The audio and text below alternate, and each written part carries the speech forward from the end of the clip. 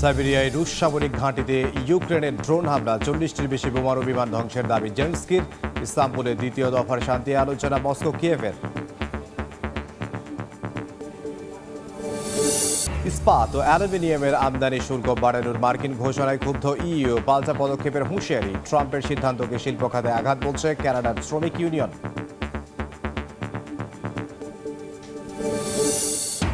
এবং ভারতের উত্তর পূর্বাঞ্চলে বন্যা পরিস্থিতির আরও অবনতি। মৃতের সংখ্যা বেড়ে 34। আসামে 132 বছরের রেকর্ড ভেঙে একদিনে সর্বোচ্চ বৃষ্টিপাত। চীনের ইউনানে আকস্মিক বন্যা।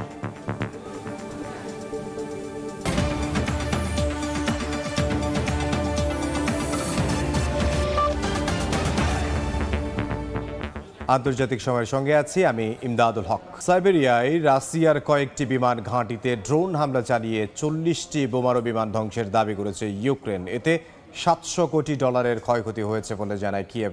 গত 1.5 বছরেরও বেশি সময় ধরে এই অভিযানের পরিকল্পনা করা হয়েছে বলে জানান প্রেসিডেন্ট জেলেনস্কি। সফলভাবে হামলা চালানোয় ইউক্রেনীয় সেনাদের প্রশংসা করেন তিনি। এদিকে ইউক্রেন 5টি অঞ্চলে হামলা চালিয়েছে উল্লেখ করে সেগুলো প্রতিহতের দাবি করেছে রাশিয়া। পাল্টাপাল্টি এ হামলার মধ্যেই আজ ইস্তাম্বুলে শান্তি আলোচনায় বসছে মস্কো কিয়েভ। স্থানীয় সময় রোববার সাইবেরিয়ায় অবস্থিত কয়েকটি রুশ বিমান ঘাঁটিতে একযোগে হামলা চালায় ইউক্রেন। হামলার পর প্রকাশিত ভিডিওতে কয়েকটি বিমান ঘাঁটি থেকে ধোঁয়া উঠতে দেখা যায়। এদিন সংবাদ সম্মেলনে হামলার বিস্তারিত তথ্য তুলে ধরেন ভলোদিমির জেলেনস্কি। তিনি দাবি করেন ইউক্রেনীয় সেনাদের অভিযানে অন্তত 40টি রুশ বোমারু বিমান ধ্বংস হয়েছে। ক্ষয়ক্ষতি হয়েছে $700 কোটি। 1.5 বছরেরও বেশি সময় ধরে অপারেশন স্পাইডার্স ওয়েব নামের এই অভিযানের পরিকল্পনা করা হয়েছিল বলে উল্লেখ করেন জেলেনস্কি। অভিযানে 117টি ড্রোন ব্যবহার করা হয়েছিল। এই হামলার পর ইউক্রেনের সেনাদের প্রশংসা করেন জেলেনস্কি।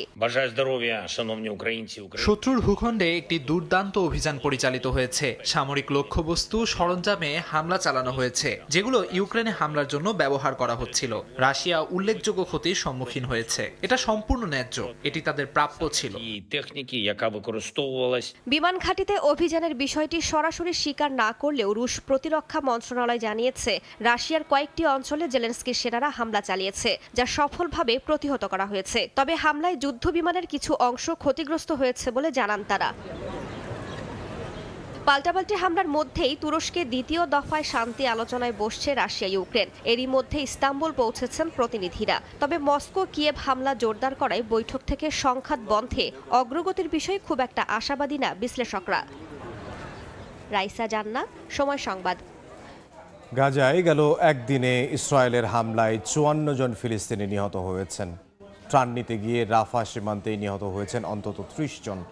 গাজায় ইসরায়েলের ত্রাণ বিতরণ ব্যবস্থা এখন ভয়াবহ মৃত্যু ফাঁদে পরিণত হয়েছে বলে মন্তব্য করেছে জাতিসংঘ। এদিকে গাজার স্বাস্থ্য মন্ত্রণালয় জানায় মিশরের পাঠানো 3000-এর বেশি সহায়তা ট্রাক উপত্যকায় প্রবেশে বাধা দিচ্ছে ইসরায়েলি বাহিনী। ফিলিস্তিনিদের রক্ষায় বিশ্ব সম্প্রদায়ের জরুরি হস্তক্ষেপের আহ্বান জানিয়েছে ইরাক ও লেবানন। স্থানীয় সময় রোববার উপত্যকার রাফা, খান ইউনিস, আল মাওয়াসি, জাবালিয়া শরণার্থী শিবির সহ বেশ কয়েকটি এলাকায় হামলা চালায় ইসরায়েলি বাহিনী। এতে বহু হতাহতের ঘটনা ঘটে।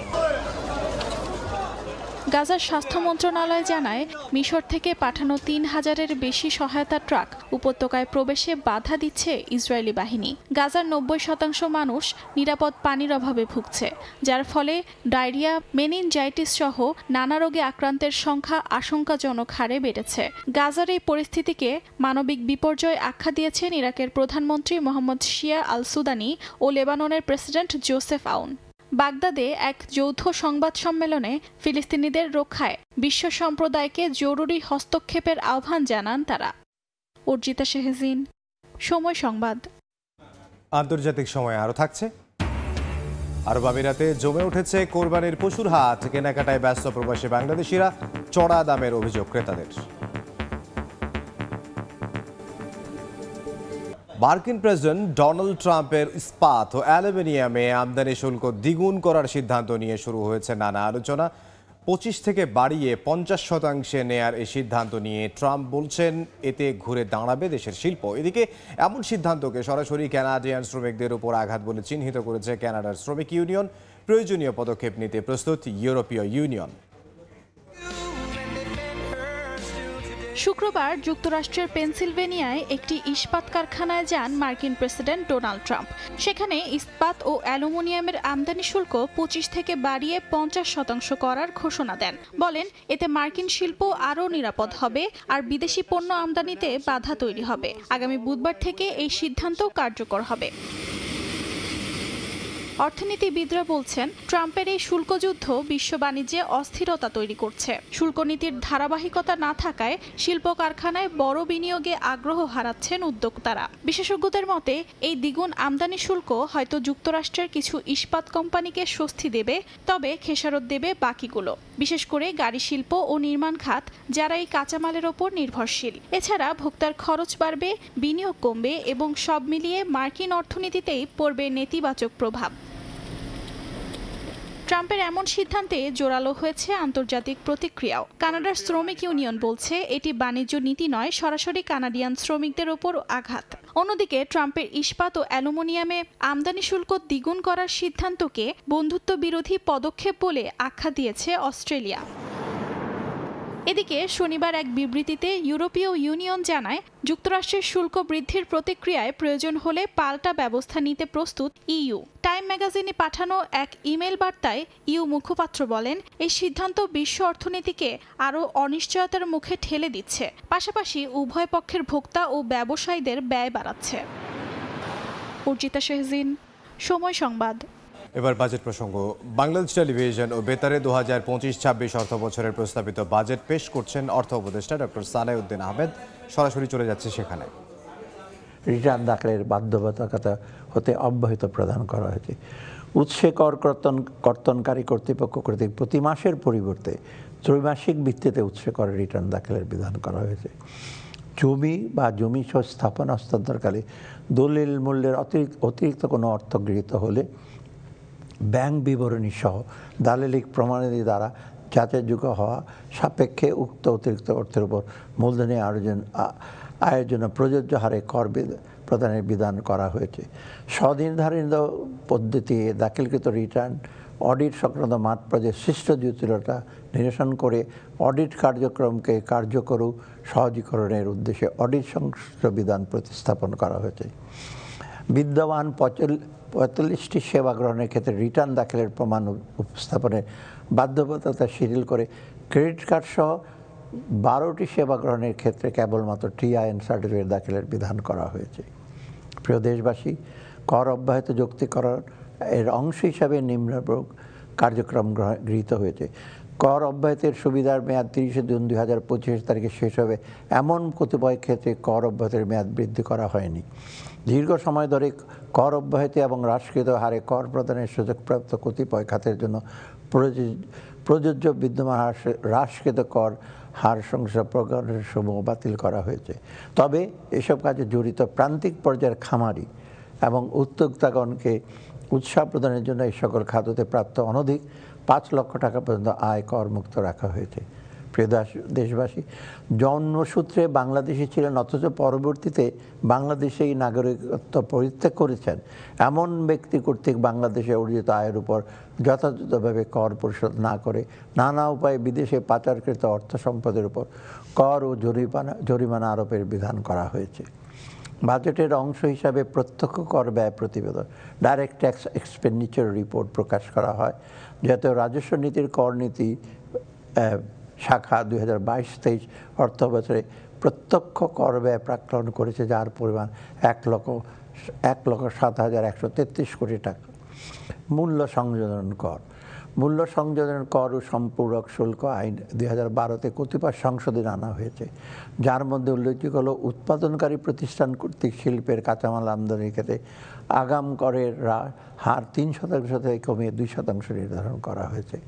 বাণিজ্যিক আমদানিকরণের ক্ষেত্রে আগাম কর 5%-এর পরিবর্তে 7.5% নির্ধারণ করা হয়েছে। বাণিজ্যিক আমদানিকরণ কর্তৃক স্থানীয় পর্যায়ে মূল্য সংযোগের পরিমাণ 50% বেশি না হলে ব্যবসায়ী পর্যায়ে ফাইনাল সেটেলমেন্ট করে পুনরায় ভ্যাট আরোপণ না করার বিধান করা হয়েছে।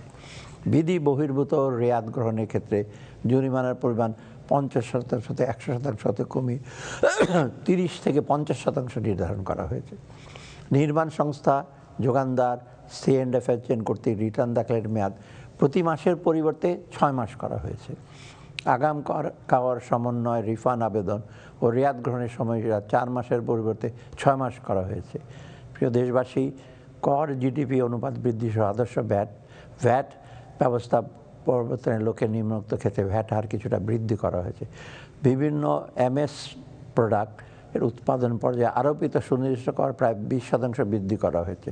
নির্বাহী সংস্থার সেবার বিপরীতে ভ্যাটের হার 7.5% পরিবর্তে 10% নির্ধারণ করা হয়েছে।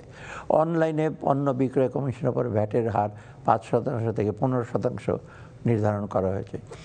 Self copy paper, duplex board, coated paper এর উৎপাদন পর্যায়ে ভ্যাটের হার 7.5% পরিবর্তে 15% নির্ধারণ করা হয়েছে। প্লাস্টিকের তৈরি সকল ধরনের টেবিল ওয়্যার, কিচেনওয়্যার, গৃহস্থালী সামগ্রী, হাইজেনিক ও টয়লেট্রি সামগ্রী সহ অনুরূপ যে কোনো পণ্যের উৎপাদন পর্যায়ে ভ্যাটের হার 7.5% স্থলে পরিবর্তে 15% নির্ধারণ করা হয়েছে। কটন সুতার উৎপাদন পর্যায়ে সুনির্দিষ্ট করের পরিমাণ 3 কেজি প্রতি 3 টাকার পরিবর্তে 5 টাকা নির্ধারণ করা হয়েছে। 2025-26 সালের অর্থ বছরের বাজেট পেশ করছেন অর্থ উপদেষ্টা ডক্টর সালেউদ্দিন আহমেদ। বিটিভির সৌজন্যে আমরা সেটা দেখছিলাম। আন্তর্জাতিক সময় আরও থাকছে। গ্রীষ্মের আগেই তীব্র গরমে বিপর্যস্ত ইতালি, তাপমাত্রা আরও বাড়ার পূর্বাভাস, বাসিন্দাদের সতর্ক থাকার পরামর্শ।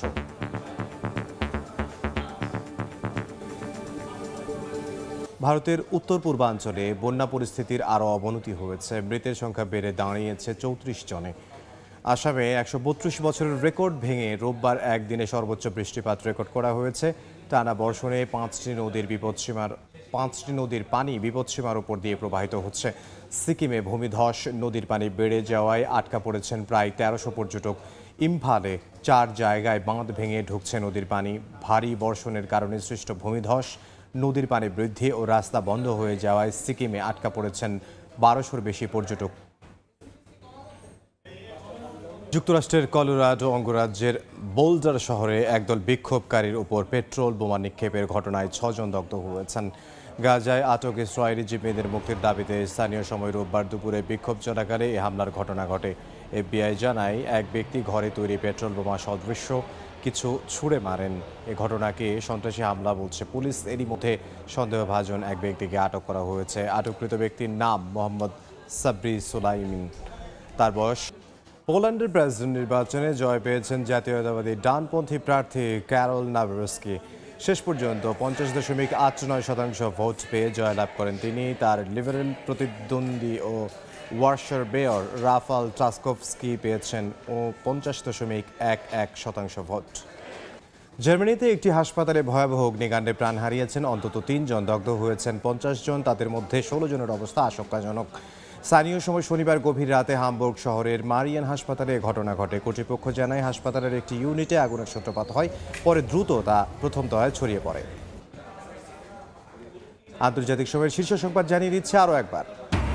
সাইবেরিয়ার রুশ সামরিক ঘাঁটিতে ইউক্রেনের ড্রোন হামলা, 40টির বেশি বোমারু বিমান ধ্বংসের দাবি জেলেনস্কির। ইস্তাম্বুলের দ্বিতীয় দফার শান্তি আলোচনায় মস্কো, কিয়েভ। এবং ভারতের উত্তর পূর্বাঞ্চলে বন্যা পরিস্থিতির আরও অবনতি, মৃতের সংখ্যা বেড়ে 34। আসামে 132 বছরের রেকর্ড ভেঙে একদিনে সর্বোচ্চ বৃষ্টিপাত। চীনের ইউনানে আকস্মিক বন্যা।